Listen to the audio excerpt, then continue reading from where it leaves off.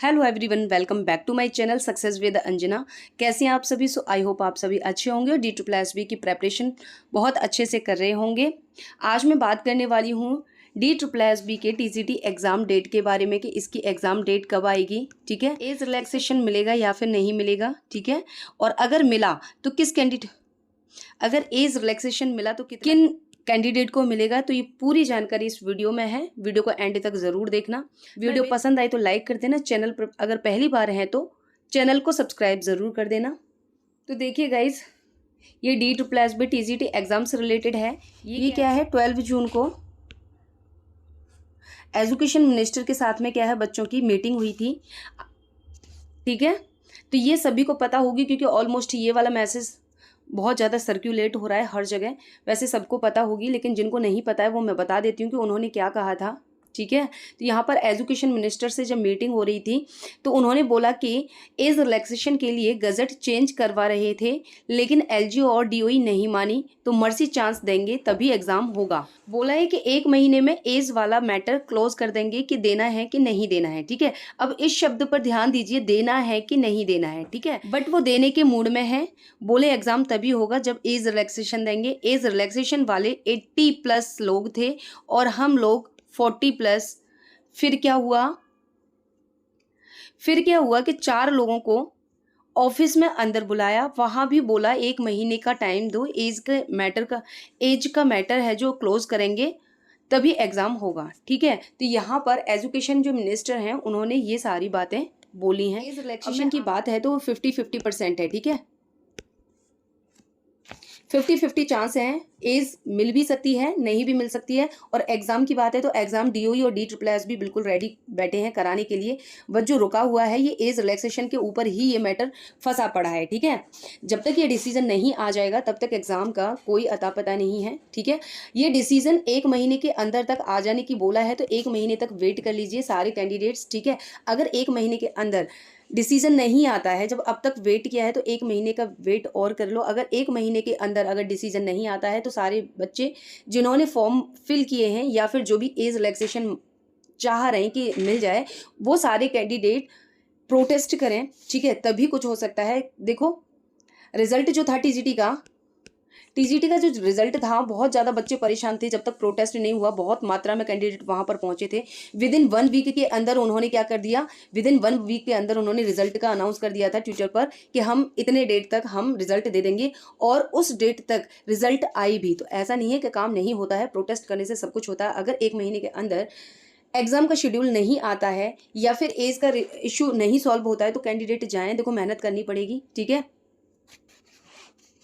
अब मेन बात क्या है कि सभी कैंडिडेट परेशान तो हो रहे हैं एग्ज़ाम को लेकर के कि इसका एग्ज़ाम कब होगा, जल्दी हो। लेकिन आपको ये सोचना पड़ेगा कि आप इस एग्ज़ाम के लिए अपने आप से पूछना पड़ेगा कि क्या आप इस एग्ज़ाम के लिए तैयार हैं, क्या आपकी प्रिपरेशन कंप्लीट है। कंप्लीट है तो आप कितना एग्ज़ाम देने के लिए तैयार हैं।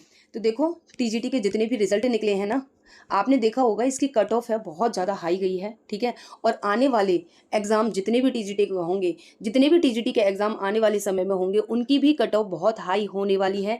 तो देखो, एग्ज़ाम होता रहेगा, चाहे इस ईयर हो चाहे नेक्स्ट ईयर हो। ठीक है, एग्ज़ाम होगा। एग्ज़ाम जब भी हो, लेकिन आपकी प्रिपरेशन 100% होनी चाहिए। ठीक है, जैसे ही एज का मैटर ख़त्म होता है ना, इस रिलैक्सेशन का, वैसे ही विदिन 1 मंथ या फिर 2 मंथ के बीच में क्या है, ये एग्ज़ाम ले लेगा, शेड्यूल देगा, नोटिस निकालेगा, फॉर्म जल्दी से फिल होंगे 8 दिन के अंदर ही, अगर एज रिलैक्सेशन का बोला तो। ठीक है, फॉर्म ओपन होंगे और 1 वीक के अंदर फॉर्म फिल करके वो क्लोज भी कर देंगे, और 1-2 मंथ के अंदर ही एग्ज़ाम आपका कंडक्ट करा लिया जाएगा। क्योंकि 2021 में भी ऐसा हुआ था, विदिन 1.5 महीने के अंदर एग्ज़ाम ले लिया था D2+B ने। फॉर्म उसके अंदर फॉर्म भी ओपन कर दिए थे इन्होंने, और 1.5 महीने के अंदर एग्ज़ाम भी ले लिया था। ठीक है, तो ये ना सोचें कि शेड्यूल आएगा हम तभी तैयारी करेंगे। अगर आपने शेड्यूल के चक्कर में बैठे हो, प्रिपरेशन नहीं कर रहे हो, तो सिलेक्शन लेना बहुत मुश्किल है। क्योंकि D2+B की अभी की जो कट ऑफ है ये बहुत ज़्यादा हाई हो रही है। ठीक है, देखिए मेरे पास में बहुत सारे कमेंट आ रहे हैं कि जो एज रिलैक्सेशन मिलेगा वो किन कैंडिडेट को मिलेगा, क्या जो अभी CTET क्लियर किया है क्या उन कैंडिडेट को भी मिलेगा। तो मैं आपको बताऊं कि जितने भी ऐसा होता है कि फॉर्म ओपन होते हैं, तो उसमें जो क्राइटेरिया होता है, जब फॉर्म निकले थे उस टाइम तक जो भी एलिजिबिलिटी थी जिन कैंडिडेट की, तो मोस्टली ऐसा होता है कि जैसे ये 7 नवंबर, शायद आई थिंक 7 नवंबर इसकी लास्ट डेट थी, तो 7 नवंबर तक जिनका सीटेट है या फिर जिनका एज क्राइटेरिया 7 नवंबर तक जो फुलफिल कर रहे हैं, मोस्टली ऐसा देखा जाता है कि जो एडवर्टाइजमेंट की लास्ट डेट थी तब तक ही एलिजिबल कैंडिडेट फॉर्म फिल कर पाएंगे। ठीक है, तो मुझे इतना आइडिया नहीं है कि सीटेट वाले भरेंगे कि नहीं, वो तो नोटिफिकेशन जब भी आएगा नोटिस उसमें सब कुछ पता चल जाएगी। लेकिन मोस्टली ऐसा होता है, अब तक जितने भी ऐसा हुआ है कि रीओपन हुए एज को लेकर के फॉर्म, तो वहाँ पर क्या है, लास्ट डेट तक जो भी एलिजिबल कैंडिडेट हैं सिर्फ उन्हीं को एलिजिबल किया जाता है, मोस्ट ऐसा होता है। लेकिन देखो अभी कोई कॉरिजेंडम या नोटिस आता है, अगर एज रिलैक्सेशन मिलती है तो उसमें सब कुछ नोट होगा। ठीक है, सीटेट वाले जो अभी लास्ट में बाद में जो सीटेट हुआ है वो एलिजिबल हैं या नहीं है, तो वो नोटिस या कॉरिजेंडम आएगा उसके बाद ही पता चलेगी। अब मैं आपको बता दूं, DSSB में जो फर्स्ट पार्ट है, ये फर्स्ट पार्ट आपका सिलेक्शन कराएगा। इस फर्स्ट पार्ट में 80 या फिर 85 प्लस जिसके भी स्कोर बन रहा है वो DSSB का एग्जाम इजीली क्लियर कर लेगा, क्योंकि सब्जेक्टिव पार्ट जो होता है हर कैंडिडेट ध्यान देता है और हर कैंडिडेट का स्ट्रांग होता है। सब्जेक्ट में 70 to 80 हर कैंडिडेट ले आता है। ठीक है, लेकिन जो फाइनल सिलेक्शन होता है वो फर्स्ट पेपर के बेस पर होता है। फर्स्ट पेपर आपका कितना स्ट्रांग है उसके बेस पर होता है। ठीक है, अगर आप टीचिंग या फिर नॉन टीचिंग किसी की भी प्रेपरेशन कर रहे हैं तो मेरे इस चैनल सक्सेस विद अंजना के साथ जुड़ सकते हैं, क्योंकि मैं इसमें फर्स्ट पार्ट के PYQ करा रही हूँ। ठीक है, इसमें मैं कोई प्रेपरेशन नहीं करा रही, ओनली PYQ करा रही हूँ। वो PYQ क्या है, GK GS, reasoning, general Hindi,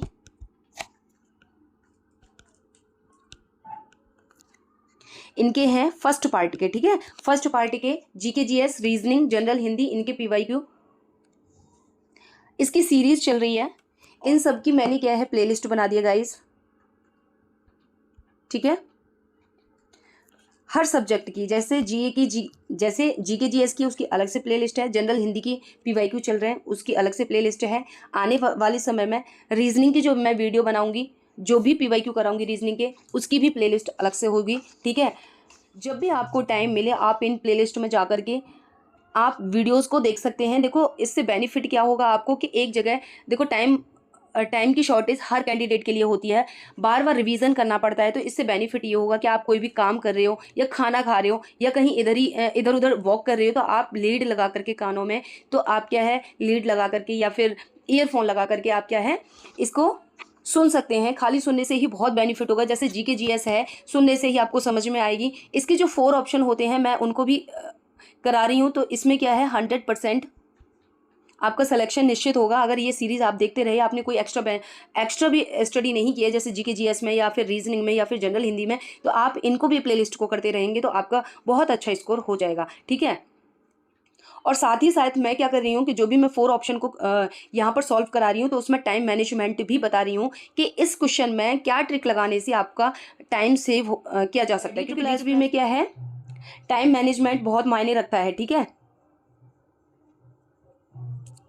अगर आपने कितनी भी अच्छे से प्रिपरेशन की है और टाइम मैनेजमेंट नहीं है आपका, तो DSSB में सिलेक्शन लेना बहुत मुश्किल हो जाएगा। ठीक है, अगर आप लास्ट क्वेश्चन तक नहीं पहुंचे तो DSSB में आप सिलेक्शन नहीं ले पाओगे। इसलिए टाइम को भी मैनेज करना है, उसकी ट्रिक भी मैं जैसे जैसे 4 ऑप्शन को करा रही हूँ, जैसे जैसे मैं क्वेश्चन को सॉल्व करा रही हूँ, तो उसमें टाइम का मैनेजमेंट भी बता रही हूँ कि इसको आप किस ट्रिक से करना है। ठीक है, देखो 1 जुलाई से मैं TGT और PGT जितने भी 2021 में या 25 में या फिर 26 में जितने भी एग्जाम हुए हैं पेडागोजी के, किसके, पेडागोजी के। ठीक है,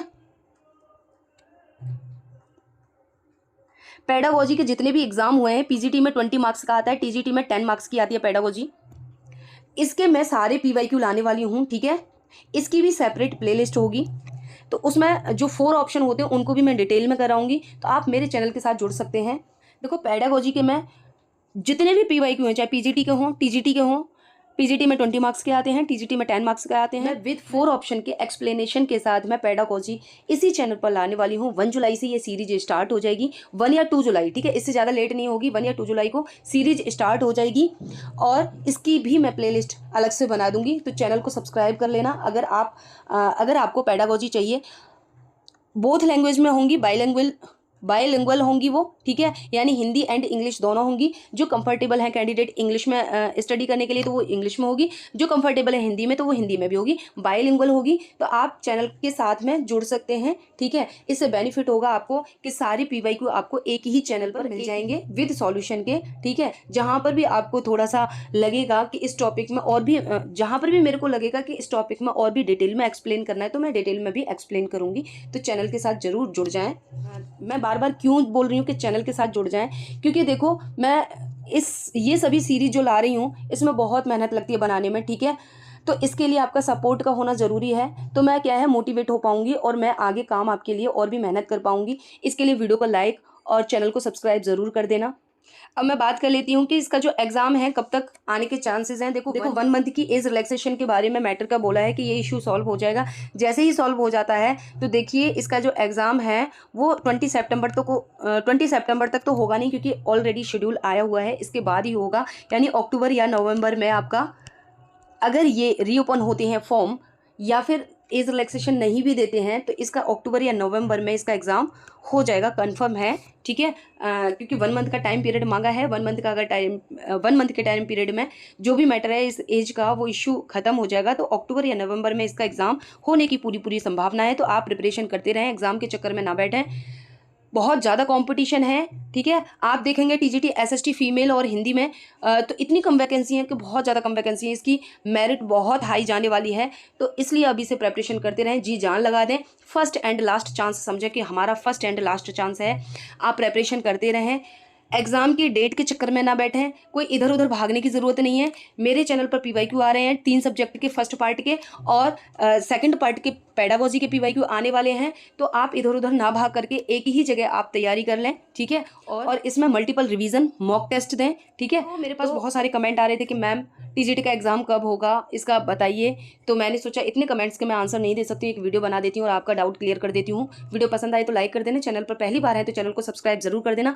अभी के लिए इतना ही, फिर मिलूंगी नेक्स्ट वीडियो में। अभी के लिए बाय बाय।